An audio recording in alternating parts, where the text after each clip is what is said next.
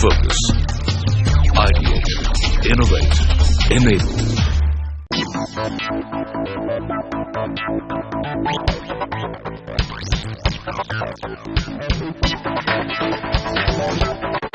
Hello and welcome to the Power of One presented by Mitra Energy. I have with me three inspiring panelists from different walks of life who faced all obstacles and have emerged winners. Sairi Chahal, founder of Sheroes.in. We have Pankaj Baduria from MasterChef India and Shrikant Bola, CEO of Bolans Industries. Shrikant, let me start with you. You were born without sight but definitely not without a vision. Your dad was a farmer. Take me through the hurdles and struggles that you had to face while growing up. So having born in rural India, it was difficult, of course. Whenever I go to school, people would treat me different, and people would not include me in their games and education, lesson teaching, and also I used to sit in the last bench having nothing to do. I think that was the most lonely period that I remember in my career so far in the 25 years of this life. So Shrikant, tell me, what gave you the strength, what gave you the confidence that you're going to make it big? I think that loneliness is what inspired me when I was in school, and that is what I decided to fight against, to make people happy and remove poverty from people by making them happier. All right, well said, Shrikant. Sairi, you hail from a small town. You studied in Muzaffarnagar till class 12th. As a young girl, did you always wanted to make it big? Did you always feel you wanted to be an entrepreneur or something like that? Well, I wasn't sure whether, to begin with, I didn't know the term entrepreneur until I finished doing my first startup, which was in 99. But I did grow up in a small town and in a very stereotypical atmosphere where you studied science and became either a doctor or engineer.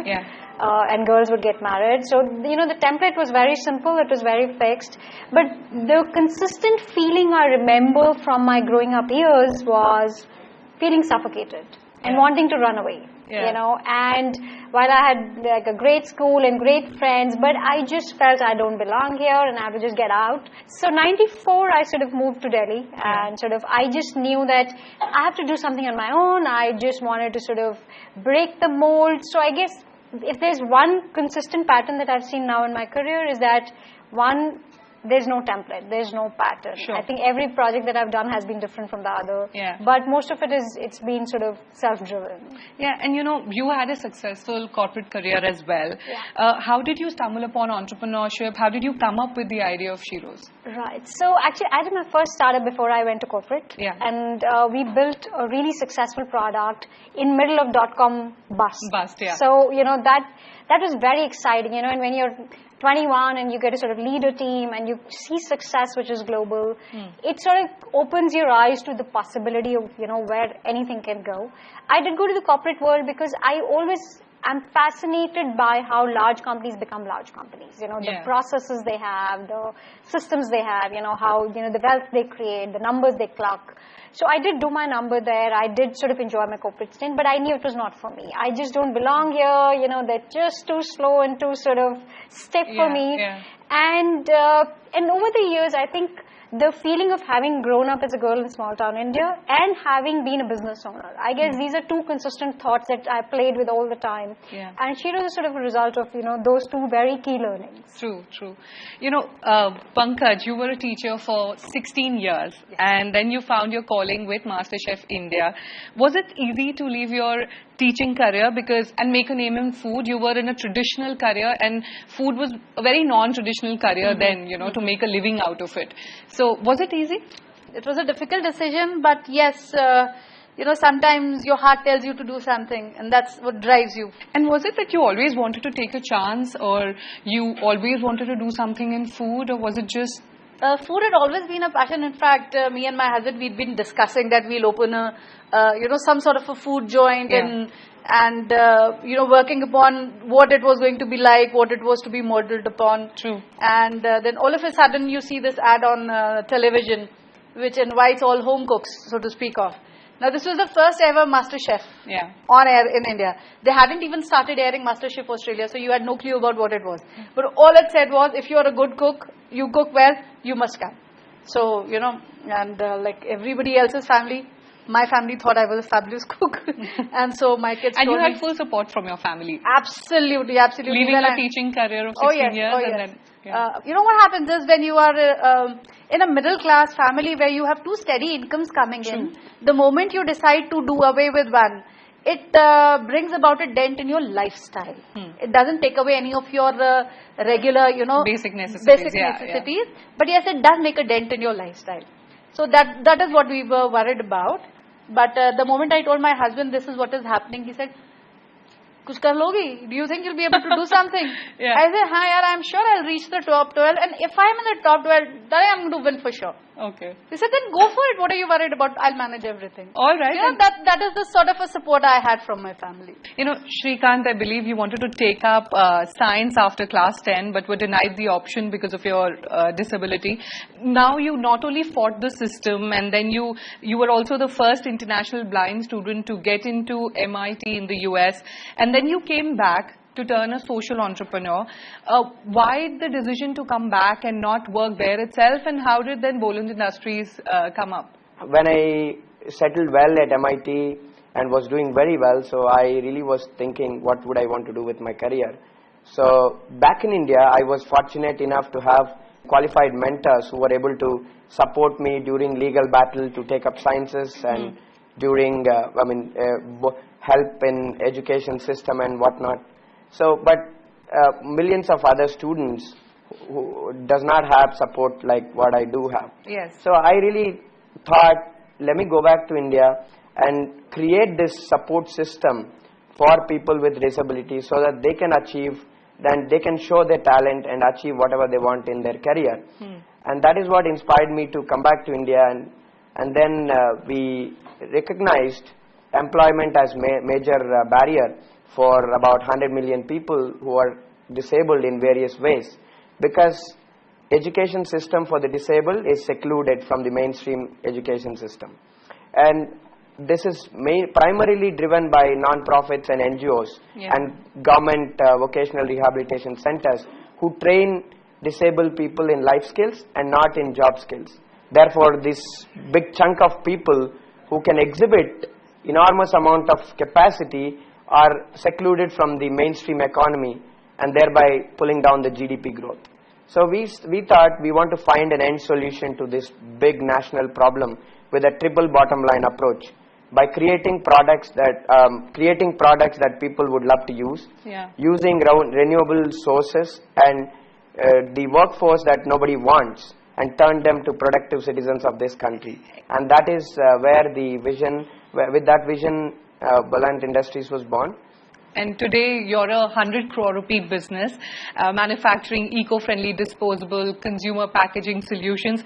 And you know, you have employees that are 50% disabled, and I think all 100% of them are uneducated. So how do you train them? So we currently have about 500 people in all our 9 manufacturing plants, and 10th one, which is a flagship in Sri City's Special Economic Zone, is under process. Yeah. So basically, we have 0 attrition rate among people with disabilities. That's commendable. Yeah. And actually they exhibit better talent and better work output than the regular guys. And that's why, see, we have actually created, in other words, we have created human robots. And also we have 0 accident record among disabled people in last 4 years. Wonderful, wonderful, Shrikant.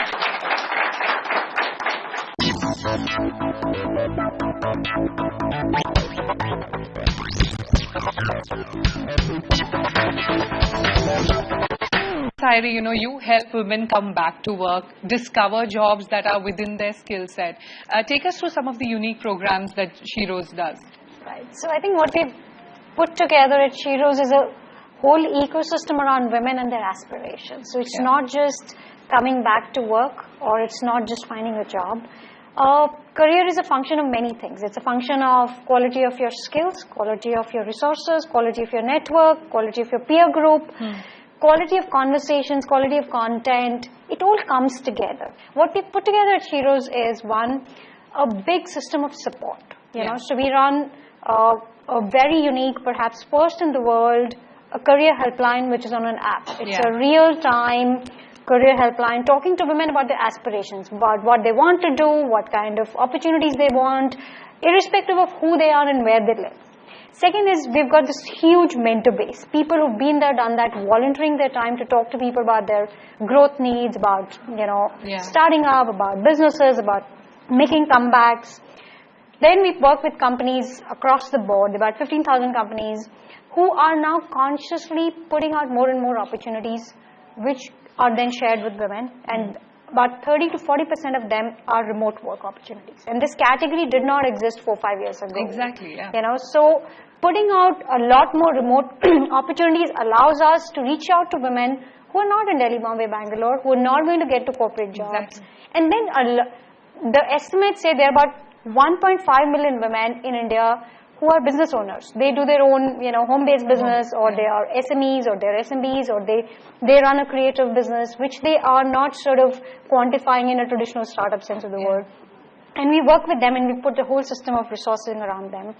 And then there's constant building of peer support, constant building of content, constant building of what are the trends in the workplace. So it's a one reference shop for anything to do with your growth. You know, Pankaj, you launched your Culinary Academy in 2012, which doesn't come as a surprise because teaching is what you do next best. You also have your signature coffee shop, Tram Tree Cafe. You know, tell us, how is entrepreneurship treating you, and how much of an entrepreneur are you? How much are you involved in your businesses, or it's just food that you're looking after? I used to teach this play called Pygmalion by Bernard Shaw in the class. And there the protagonist, Mr. Higgins, Professor Higgins, says, happy is a man who can make a living out of his hobby. So I decided to do that myself. So we set up this Culinary Academy now, and then of course all that lovely food that we could create, we thought maybe, you know, restaurant was too big a thing for us then, because none of us, me and my husband, had any experience in a business, both of us being people from salaried backgrounds, you know. So we thought, let's take this little step, understand what business is all about. So we thought maybe we'll try this out right now, let's see how it progresses. But the academy, I was very sure about. In fact, all that I got as prize money, I put that in building up my academy. So that's how the academy came up. The cafe. Now we are ready to move on. Very soon we have our own restaurant coming up. We are multiplying to the other cities also. Very soon we have cafes coming up in Delhi also. All right. You know, Shrikant, you spoke about that you have 9 production plants, and the 10th one is coming up in Sri City in Andhra Pradesh. I believe it's going to be 100% solar operated. Take us through what's happening at the plant, and what's your business model? Generally, to give you an idea, packaging industry in India is heavily fragmented and occupied by boutique and seasonal guys, maybe self-help groups and some cottage level players. So we really felt a need, and then we came on in a very big way and consolidated the segment and tried to alter the dynamics of the industry and the way it worked. And that's how we began helping out these cottage players, because we don't want to create competition, but we wanted to create stakeholders, in fact. So that's the reason, rather than either buying them out or kill them out, we just wanted them to thrive, because that actually reduces our logistical difficulties in the distribution system, because this is a volume game and a volume product. Exactly. And for the last 4 years, we have helped them in advising them how to develop new products and improvise on the existing products for their local markets, and in fact have been supplying them all essential raw materials and ingredients and the technology to produce various disposable and packaging products for the entire local market in India. And currently we are growing at 20% a month from the last 3 years. And currently we are doing about 25 crores a year. And we are planning to do about 100 next year, and the 2018 is when we are planning for an IPO 1,000 crore IPO for the first time in the world. That's wonderful news.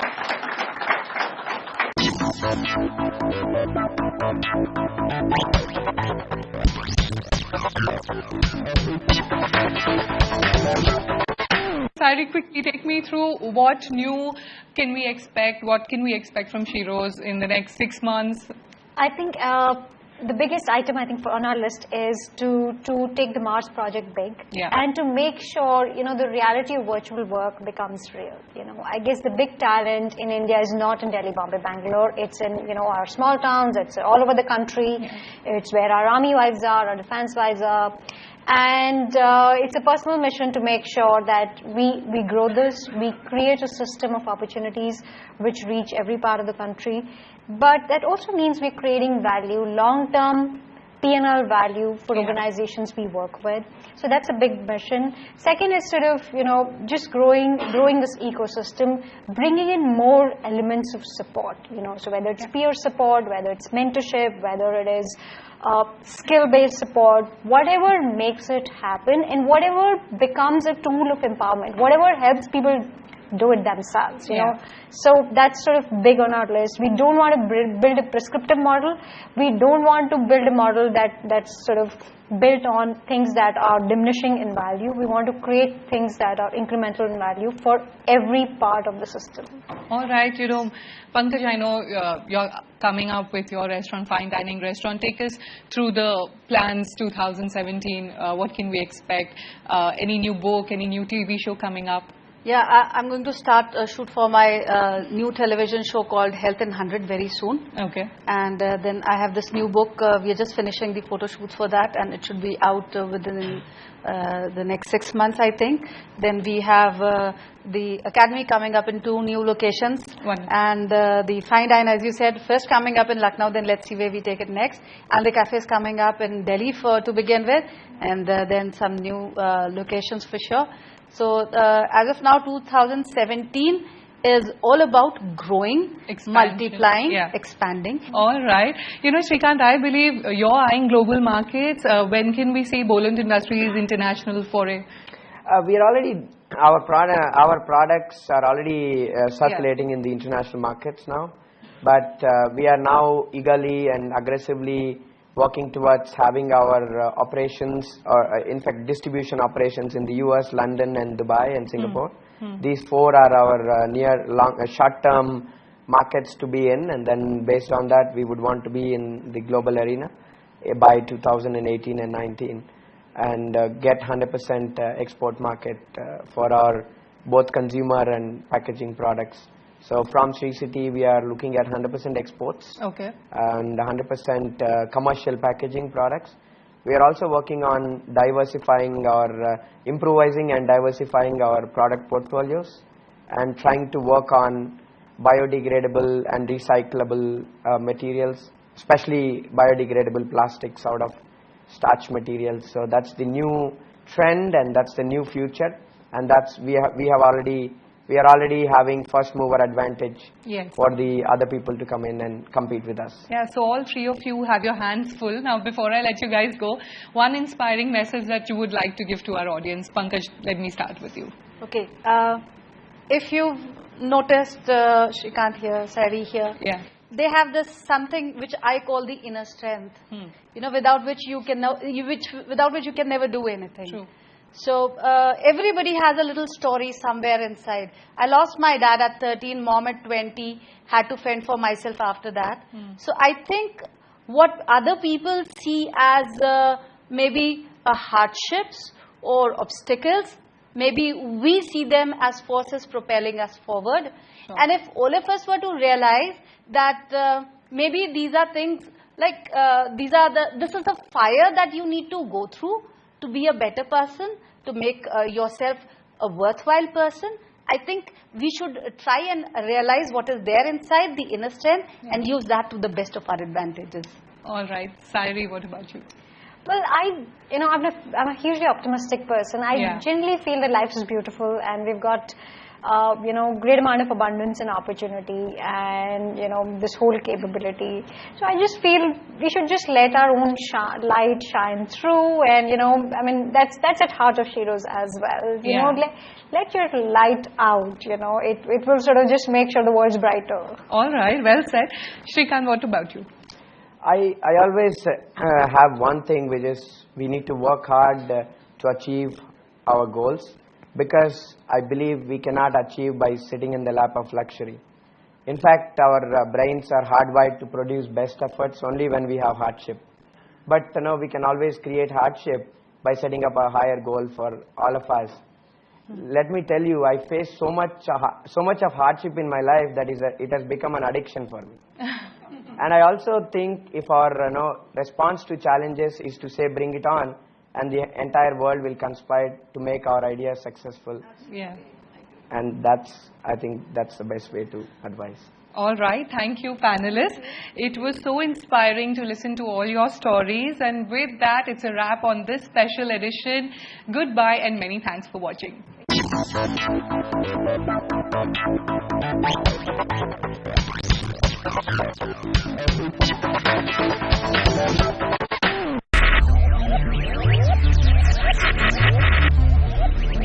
Focus. Ideate. Innovate. Enable.